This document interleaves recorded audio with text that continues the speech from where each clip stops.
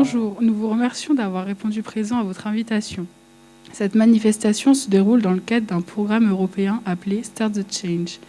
Et d'autres actions ont lieu en ce moment précis dans plusieurs pays européens organisées par des ONG, des associations, des écoles. Pourquoi avons souhaité réaliser cette manifestation? Pour sensibiliser jeunes et moins jeunes sur le sujet très sensible de l'eau et des inégalités que provoque sa distribution et son utilisation.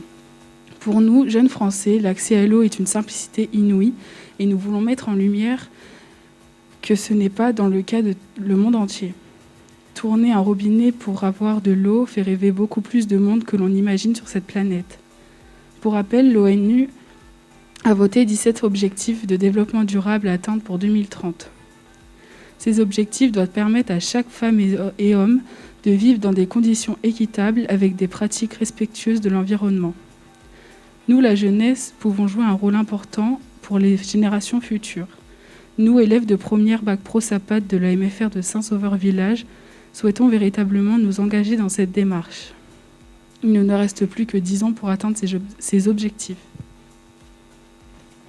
Et nous souhaitons vivement que ce soit une réussite, mais cela passe par l'engagement de chacun et chacune, comme nous le conte Pierre Rabhi. C'est une légende amérindienne qui dit que, il y a eu un incendie de forêt et tous les animaux étaient atterrés, ne savaient plus que faire face à cet incendie. Et par contre, le petit colibri qui est magnifique, on le confond presque avec on appelle ça l'oiseau-mouche. Il a une autre caractéristique, c'est qu'il flirte beaucoup, c'est-à-dire qu'il fréquente énormément les fleurs. Il est toujours le bec dans les corolles de fleurs et il voltige comme ça. Alors lui, à l'occasion de cet incendie, il ne renonce pas. Il va prendre quelques gouttes d'eau dans la rivière et il vient les jeter sur le feu. Et à un moment, il repart, donc il s'active. Et à un moment, le tatou, énervé par ce mouvement, lui dit mais qu'est-ce que tu fais, colibri? Tu sais bien que tu ne pourras pas éteindre le feu avec tes gouttes d'eau. Et le colibri qui répond, je sais, mais je fais ma part. Nous souhaitons apporter notre pierre à l'édifice et faire également d'autre part pour atteindre les objectifs de développement durable de 2030. Et vous, êtes-vous également prêt à faire votre part? C'est pour cette raison que nous vous avons convié aujourd'hui. Mes camarades et moi-même allons vous proposer 4 temps d'activité autour de l'eau. Nous avons souhaité réaliser des supports variés et interactifs et attendons bien sûr vos réactions et votre participation active. Je laisse maintenant la parole à mes camarades qui vont traiter de la consommation de l'eau dans le monde. Je vous remercie pour votre attention. Notre thème concerne donc la consommation d'eau dans le monde. Et pour ce faire, on va le faire sous un petit jeu. Mais avant, on va vous présenter une vidéo qui concerne du coup notre thème. Depuis 20 ans, le nombre de personnes ayant accès à l'eau potable a progressé de plus de 2 milliards. Pourtant, de fortes inégalités existent entre les principaux continents. La consommation moyenne d'un Américain représente environ 600 litres d'eau par jour. Celle d'un Européen, 150. Alors qu'un Africain ne consomme qu'entre 5 et 10 litres par jour. Sur la planète, 780 millions d'individus n'ont pas accès à l'eau potable d'après les chiffres de l'OMS. Et chaque année, on compte 3,4 millions de décès provoqués par des maladies liées à l'impureté de l'eau, l'équivalent de la population de Berlin. L'accès à une eau propre reste un enjeu majeur du développement. Donc ce petit jeu, ça s'appelle le jeu de la corde. Ce qui va se passer, c'est que je vais vous poser 15 questions. Et parmi ces 15 questions, il y aura 2 choix possibles. Donc ces 2 choix seront tenus par Bérénice qui sera à votre gauche et Romane qui sera à votre droite. Donc je vous demande de pousser les chaises, s'il vous plaît, de vous lever et de poser vos téléphones et vos stylos, s'il vous plaît. Alors première question. À votre avis, combien de pays souffrent de pénurie d'eau dans le monde? Est-ce qu'il y en a 9 ou 17? À vous de faire votre choix. 3, 2, 1... Levez la corde. Donc 17 pays et 9 pays. Il y a donc 2 personnes qui sont éliminées. C'est effectivement 17 pays qui souffrent de pénurie d'eau dans le monde. Deuxième question. Combien de personnes n'ont pas accès à l'eau potable chez eux, sachant que nous sommes 7 milliards de personnes dans le monde. Alors, est-ce qu'il y en a plus de 100 millions ou plus de 2 milliards? Faites votre choix. 3, 2, 1. Levez la corde. Bon, vous êtes tous éliminés. C'est plus de 2 milliards de personnes qui n'ont pas accès à l'eau potable chez eux. Donc on va recommencer. Il faut qu'il y en ait au moins une personne qui gagne. Donc on va recommencer depuis le début. Donc question 1. Donc combien de personnes souffrent de pénurie d'eau dans le monde? 17 ou 9? 17, effectivement. Combien de personnes n'ont pas accès à l'eau potable chez eux? 2 milliards de personnes, effectivement. Troisième question. Combien de personnes meurent chaque année de maladies liées à une eau impropre?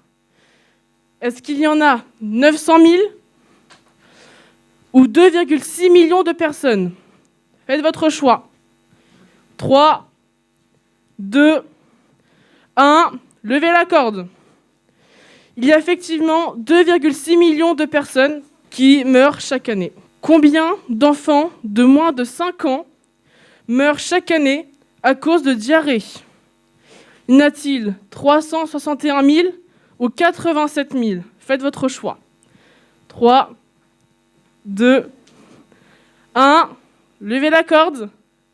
C'est effectivement 361 000 enfants de moins de 5 ans qui meurent chaque année à cause de diarrhée. À votre avis, en quelle année la pénurie d'eau arrivera-t-elle dans le monde? Est-ce qu'elle arrivera en 2050 ou en 2040? Faites votre choix. 3, 2, 1. Levez la corde. Et c'est en 2050 qu'elle arrivera, cette pénurie. Combien de femmes ne peuvent faire leurs besoins qu'à l'air libre? Est-ce qu'il y en a 268 millions ou 526 millions? Faites votre choix. 3, 2, 1. Levez la corde. Il y en a 526 millions qui n'ont pas d'autre choix que faire leurs besoins à l'air libre. Il reste combien de personnes? Une seule? Bah voilà. Hein. Tu veux continuer? Quel est le pourcentage des risques naturels liés à l'eau? Est-ce qu'il y en a 90% ou 45%? Fais ton choix. 3, 2, 1. 90%, effectivement. Nous avons choisi de vous présenter une thématique sur le transport de l'eau dans le monde. Dans nos pays développés, nous ne mesurons pas toujours les difficultés rencontrées par les habitants les plus pauvres de la planète. Pour débuter notre exposé, nous vous proposons de regarder une petite vidéo afin d'introduire notre sujet. Water, would you like to get some water? Really good prices. Water?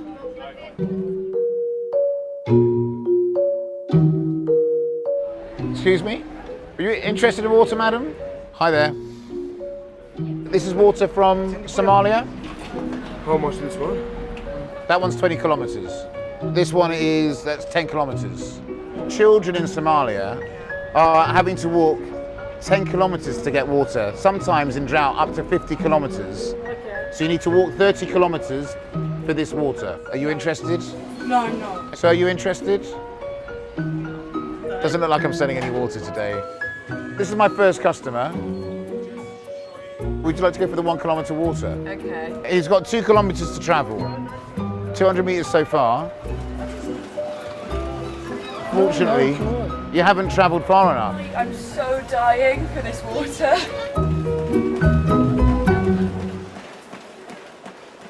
I finished. Yes! So now you can have the water. Oh, thank you so much. Well done for getting it. You should always check the ingredients. Cholera, Qualia. Typhoid. hepatitis A. Not good. Those are all deadly diseases. It is dangerous. Are you happy drinking this water? No.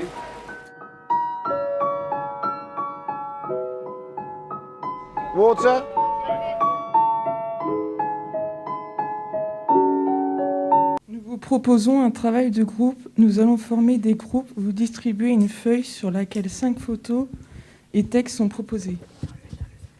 Votre travail consiste à échanger entre vous sur chaque photo et énoncer les conséquences qui résultent de chaque situation. Vous avez 15 minutes et ensuite nous ferons un bilan général.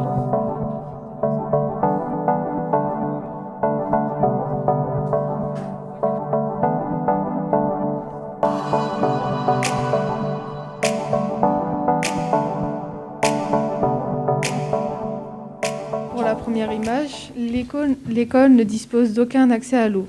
Pendant la saison sèche, les élèves rentrent chez eux le midi pour pouvoir boire. Rares sont ceux qui reviennent à l'école l'après-midi. Du coup, quelles sont les conséquences? Le manque d'éducation et le manque d'eau. Dans cette situation, ne facilite pas la scolarisation car les élèves sont absents l'après-midi. Pour terminer, nous voulons mettre en illustration la situation vécue par ces femmes qui chaque jour transportent 20 litres d'eau sur leur tête sur 6 km pour alimenter leur famille. Il me faudrait 2 volontaires pour venir porter 20 litres d'eau sur la tête.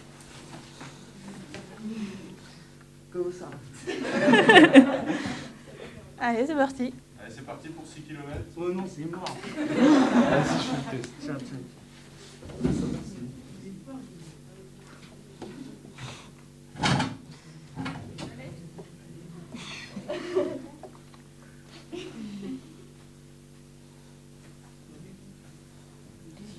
Que ça c'est même pas le tifo, c'est la moitié du litre.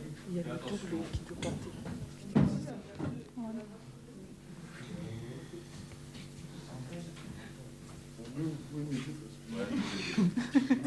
Bonjour, nous allons évoquer avec vous un souci majeur qui touche des PMA.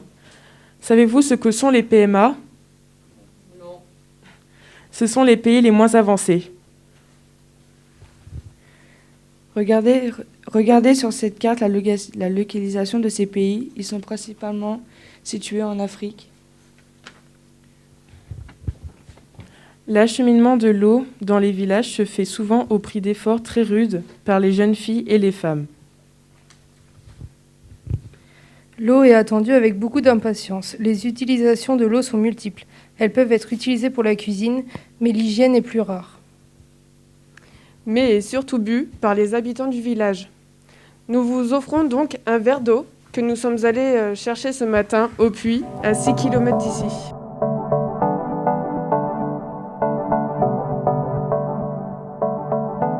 Donc vous pouvez la boire. Donc désolé, mais nous avons oublié de vous dire que cette eau n'est pas traitée. Elle peut véhiculer un certain nombre de maladies. Nous vous proposons donc de découvrir les maladies que vous avez peut-être traitées.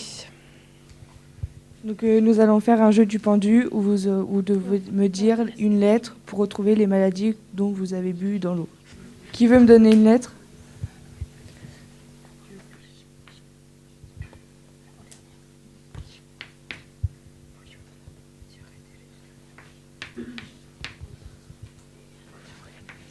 Je crois avoir deviné le premier.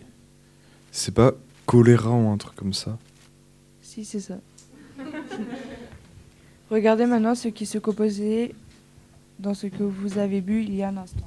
Si dans quelques jours, quelques heures, vous avez mal au ventre ou vous vomissez, vous avez des maux de tête, vous avez certainement contracté l'une des maladies. Mais vous ne pourrez pas accéder aux soins et aux médicaments et probablement vous en mourrez.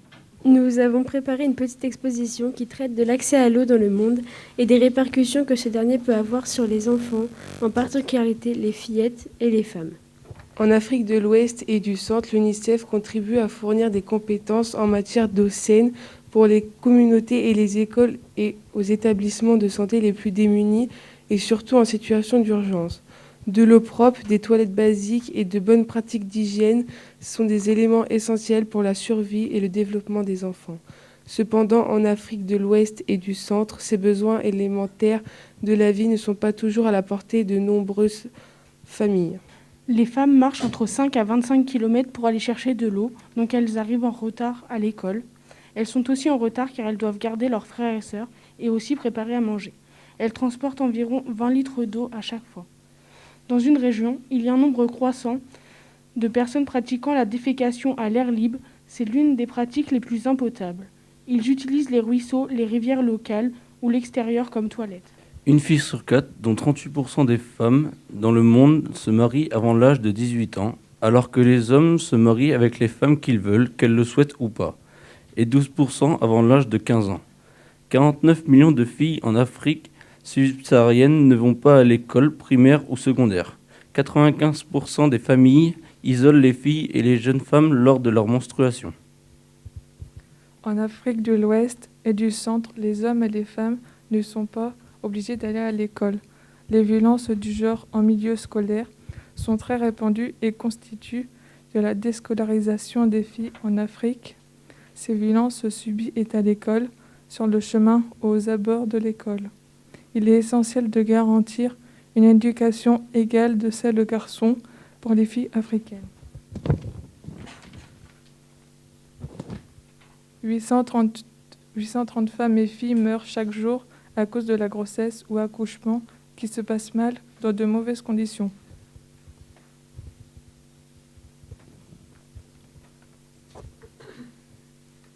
Nous allons vous proposer un petit voyage au Niger. Attachez vos ceintures, nous allons décoller dans quelques instants. Nous allons rejoindre Malika qui profite avec les habitants de son village d'un programme de l'UNICEF. Ouvrez les yeux. Bonjour, je m'appelle Malika. Bienvenue, ici tu es chez moi. C'est ta première fois au Niger ? Allez, il faut qu'on parte. L'école commence bientôt. Suis-moi. Avant, quand je partais le matin, c'était pour aller chercher de l'eau. Tous les matins. C'était long, c'était lourd. Et à cause de ça, j'arrivais en retard à l'école. Depuis qu'il y a un robinet au village, plus besoin de partir loin pour chercher l'eau. Et moi, je suis à l'heure tous les matins.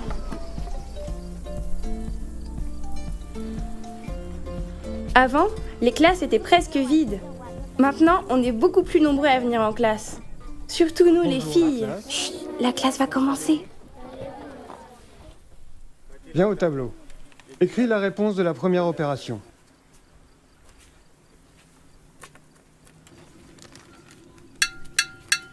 Allez, il est l'heure de la pause. Fermez les cahiers. C'est la récré.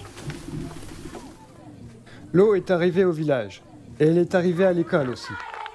Avec ces infrastructures, les enfants peuvent boire et se laver les mains. Et ça évite certaines maladies. On a aussi des toilettes séparées, filles-garçons. C'est mieux pour l'intimité.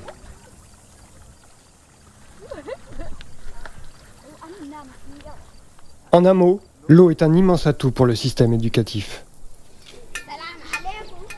Bonsoir tout le monde. Bonsoir. Tu veux bien aller chercher de l'eau au robinet, Malika ?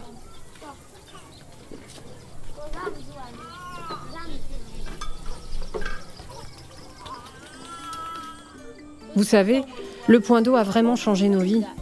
Les enfants font moins de corvées d'eau et ils sont en meilleure santé. Avant, à cause de l'eau contaminée, les enfants tombaient malades, ils avaient la diarrhée.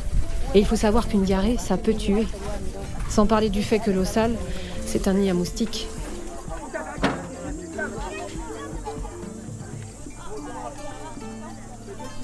Tu vois, c'est facile maintenant.